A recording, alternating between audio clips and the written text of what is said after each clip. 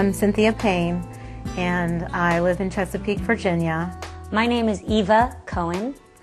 I'm a wife and mother, and I stay at home and take care of my two girls. I became a professional storyteller over 15 years ago. I'm a survivor of oral cancer.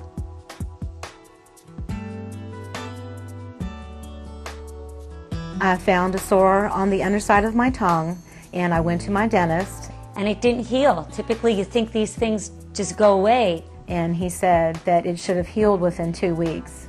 The site itself was a small white lesion, nothing out of the ordinary, but it looked just different enough that I wasn't comfortable just letting it go. So I decided to do a brush biopsy, sent it off. It came back with some atypical epithelial cells. At that point, I referred her to an oral surgeon for a scalpel biopsy. And that came back cancerous.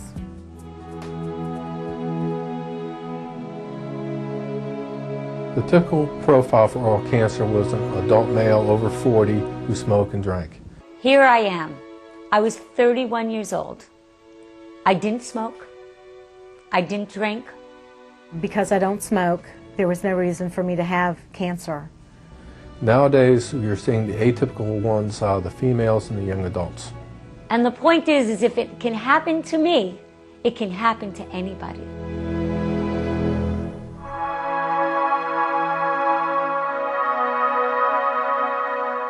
I'll never forget the day I was handed the news. It was probably the worst day of my life. So I called my twin sister, and of course she started crying. She was just very scared for me. It was devastating. We really weren't sure if I was going to live to see the next 5 years. We didn't tell my girls until a few days before surgery. I told my children that I was very sick and that hopefully I'll get better. They were very scared. Just nothing like this has happened in our family. My daughter didn't touch me for 2 years because I really believed that she was afraid of losing me. It was very traumatic for them.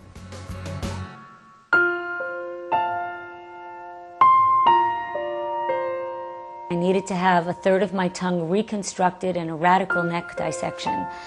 I didn't know if I'd ever speak articulately. I didn't know whether I'd look disfigured in any way.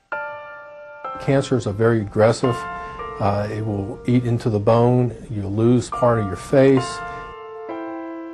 He said yes, we would have to do surgery to remove it, and he said that he would remove around the sore area. He did not expect the cancer to be as large as it was. He took out a lot of the underside of my tongue.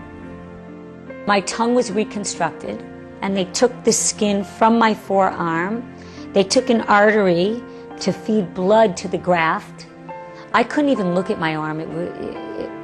It was so difficult for me to even look at and accept that this is now a part of my body. Then they did a neck dissection where they removed all the lymph nodes. My neck was swollen. The scar was red for a couple of years.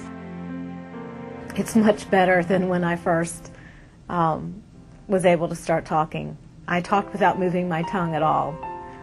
At this point, everything is perfect. The cancer was removed by the ENT. I'm so grateful that it could have been so much worse. I'm just grateful that I'm here.